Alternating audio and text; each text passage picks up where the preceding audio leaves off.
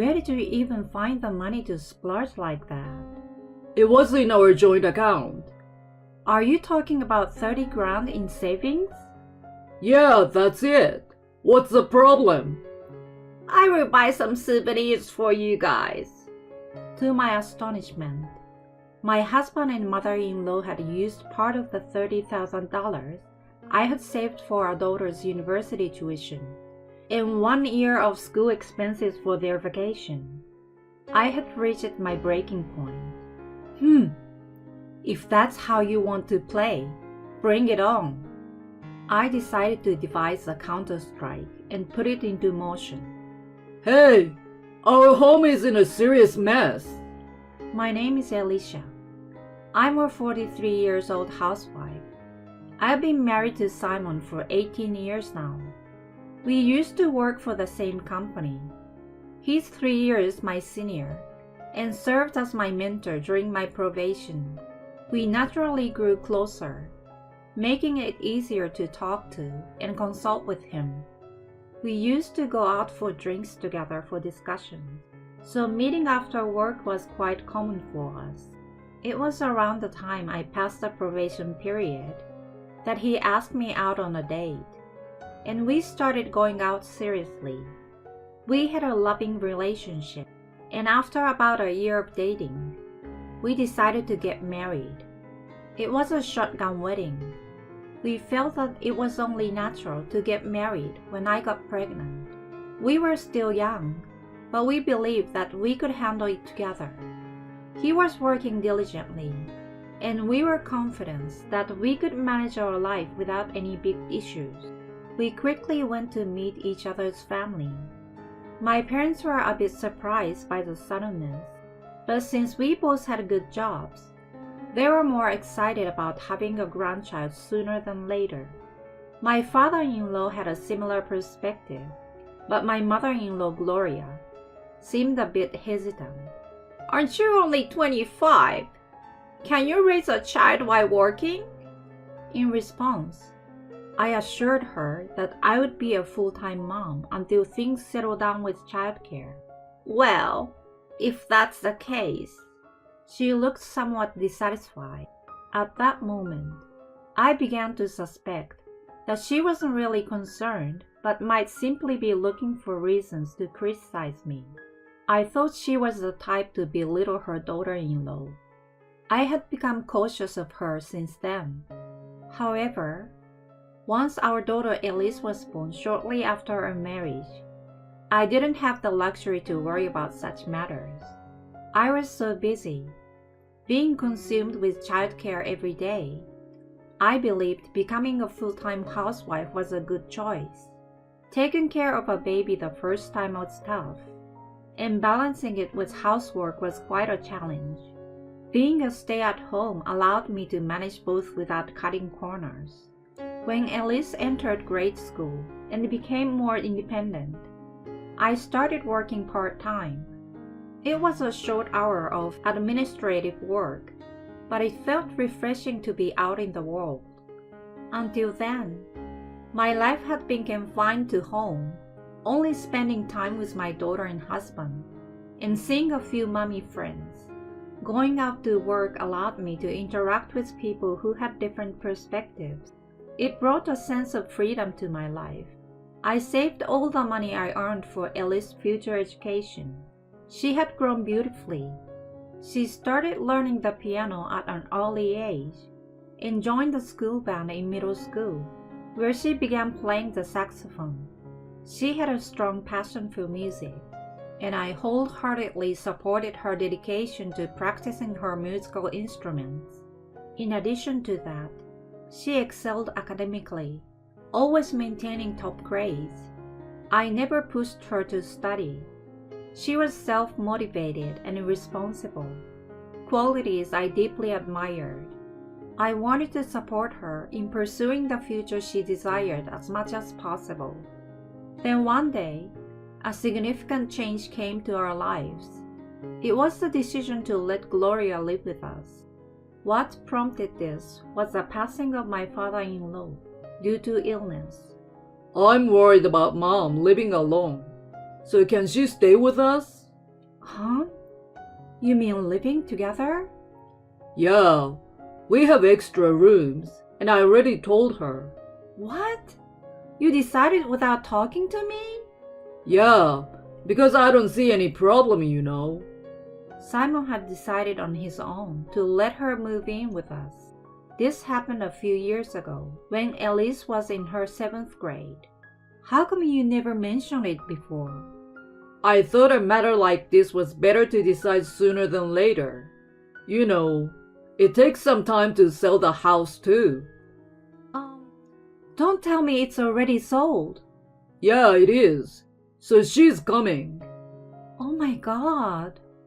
My daughter and I no longer had the option to refuse. Surely, with nowhere else to go, we couldn't reject her moving in with us. Reluctantly, we agreed to live with her. However, I was filled with anxiety.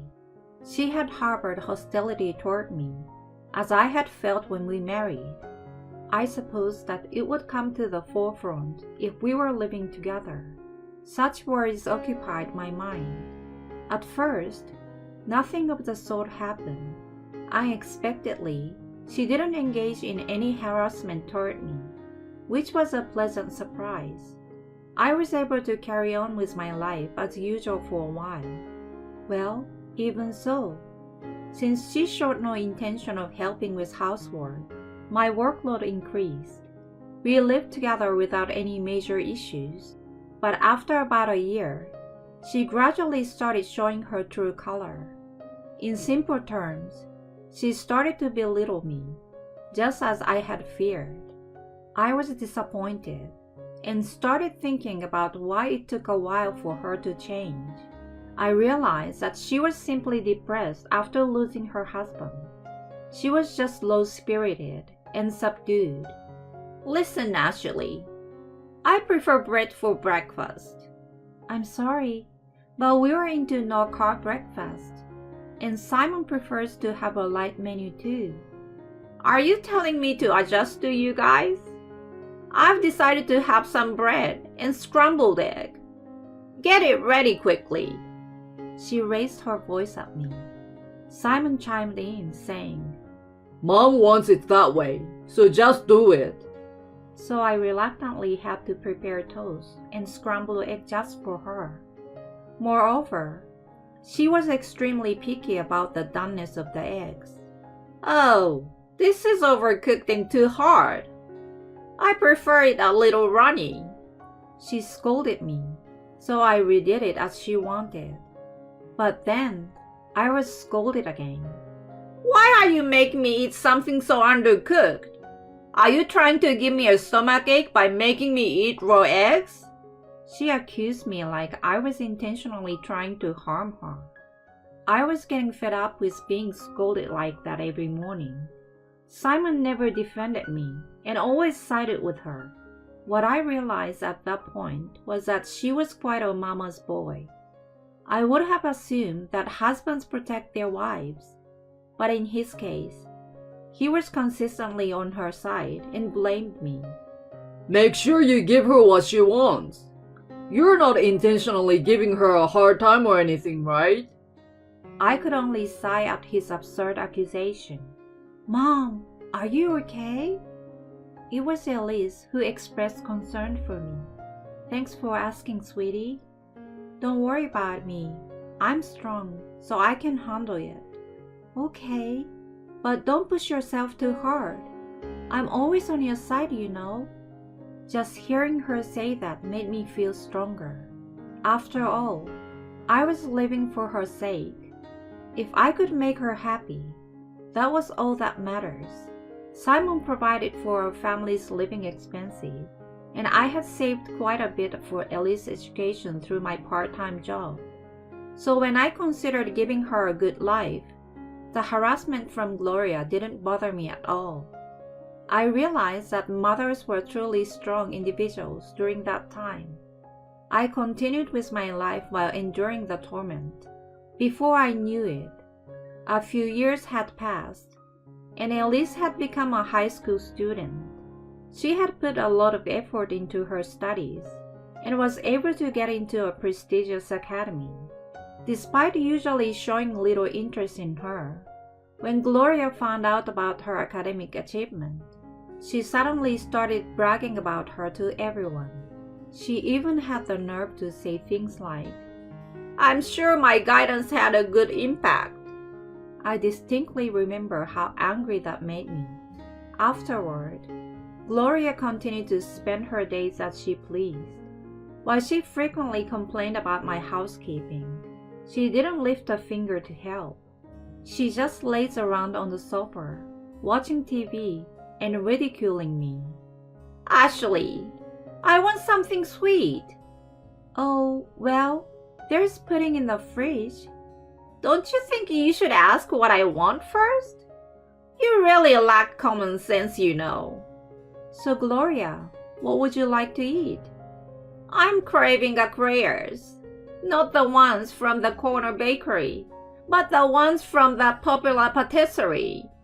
She meant she wanted me to go and buy them. Since it was more trouble to resist, I reluctantly went out to get what she wanted. She ate them with satisfaction and then went back to lying on the sofa. I wondered if she had nothing else to do except boss me around. She also caused trouble for Elise. It happened during the crucial last year of high school when she was preparing for the SAT. "There it is! Good job, you got it!" Gloria lay on the living room sofa, watching a baseball game and making a lot of noise. Despite Elise studying in her room, she was so noisy that I finally had to speak up. "Gloria, Elise is studying, so could you please keep it down?" When I reprimanded her, she wore a very dissatisfied expression. "Why should I have to be considerate of my granddaughter?" "We live together, so it's important to be considerate of each other, don't you think?" "In that case, you should allow me to indulge in my passion for baseball." "Oh yes, that was a great hit. Follow through." She continued to watch the game, chirling even louder. I had no choice but to ask my parents who lived nearby to let Elise come over and study. They agreed, and I drove her there. I felt bad for imposing on her and my parents, so I reported the situation to Simon. I expected he would address it with Gloria, and the issue would be solved. However, he sided with her once again. Mom really loves watching baseball. If Elise doesn't mind studying elsewhere, that should solve the problem. At that moment, it became clear that he valued his mother more than his own daughter. I decided to stop relying on him. I was my daughter's ally, and that was enough. From then on, I started sending her to my parents or to her friend's house to study. Whenever I apologized to her about it, she always responded with a smile and said it didn't bother her at all. With her diligent studies and extracurricular activities, she was successfully accepted into her first choice university. I celebrated her achievement wholeheartedly. Both Simon and Gloria were also delighted at that time. I was quite certain that Gloria would boast about it to others, but I couldn't help that. I waited for Elise's graduation day, wondering what nonsense she would tell people. However, on the day before the graduation, Simon and Gloria said something outrageous. "We're going on a trip to the Bahamas tomorrow." "What? What are you talking about? Tomorrow is Elise's graduation ceremony. Even though it's your daughter's big day, you're going on a trip too?" I couldn't get days off from work at any other time. Just take lots of pictures for us. I'm going on a sun and sea vacation with Mom. Seriously? We will be gone for a week. A week? Where did you even find the money to splurge like that? It was in our joint account. Are you talking about 30 grand in savings? Yeah, that's it. What's the problem? We'll buy some souvenirs for you guys. To my astonishment, They had used part of the $30,000 I had saved for our daughter's university tuition and 1 year of school expenses for their vacation. That was saved up for Elise's education. You can save it up again. Yeah, don't be so uptight. I had reached my breaking point. Elise was also appalled by their audacity. If they were going to behave this way, I decided to take matters into my own hands. I devised a counter-strike and put it into motion. The next day, they happily prepared to leave the house early in the morning. I immediately contacted my father. He was furious when he heard what had happened and agreed to help with my plan. Okay, Elise, take this. Let's wreck your grandma and your dad's rooms. I handed her a hammer, and we started pounding the walls together, smashing them down. It was quite satisfying for both of us, an excellent stress reliever. A week later, they returned home, and Simon called me in a panic. Hello? Hey, something terrible has happened at our house. He sounded frantic. I think it might be a burglary or something. All our belongings are gone. Not just our stuff, but all the furniture and appliances too. A gang of robbers must have come. We need to report this right away. He sounded totally freaked out, and I couldn't help bursting out in laughter. What's so funny? By the way, where are you? I'm at my parents' house with Elise. We've decided to move out of the house. What do you mean? We're getting a divorce. A divorce? Why all of a sudden? It's not sudden at all. You've been constantly disappointing both of us. Plus, you used Elise's university funds for a trip without asking. There's no way I can continue our marriage with such a terrible husband, you know. Hold on. Did you guys destroy our rooms? Yeah, it felt so satisfying. You've got to be kidding me. Do you think you can get away with something like this? Where's our stuff anyway? They're at your brother's place. He was pretty appalled when I explained the situation and agreed to temporarily store them. What the heck have you done? Do you even realize what you're doing? It seemed like the phone was on speaker, and Gloria took over. Do you think you can get away with this? You will pay for ruining Simon's house. We will even report it to the police. Go right ahead. You will likely be turned away. Yeah, right. The house is in my name, you know. That's baloney. Oh my. Could it be that Simon has been deceiving you all along for the sake of his pride? My father gave me ownership of one of his properties. Has he misrepresented himself as the owner? This house is yours, right? She asked in a panicked voice.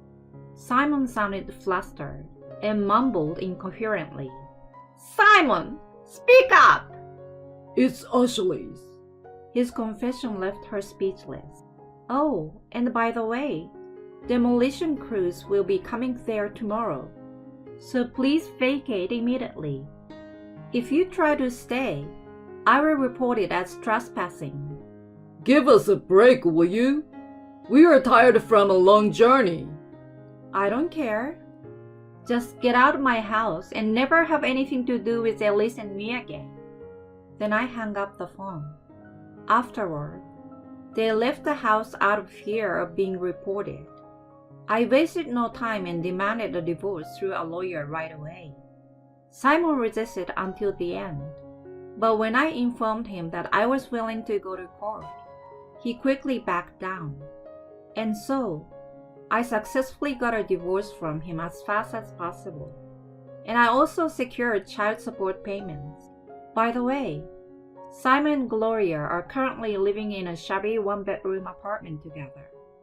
Gloria has a history of excessive spending and has exhausted her inheritance.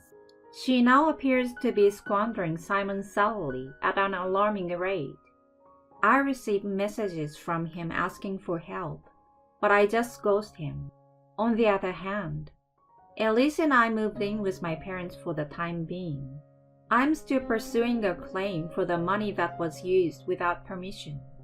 The initial university tuition fee and the first year's expense are covered by my parents. I consider this as a loan, and I plan to work full-time to gradually repay them. Moving forward, I intend to prioritize my daughter and strive to live my life to the fullest.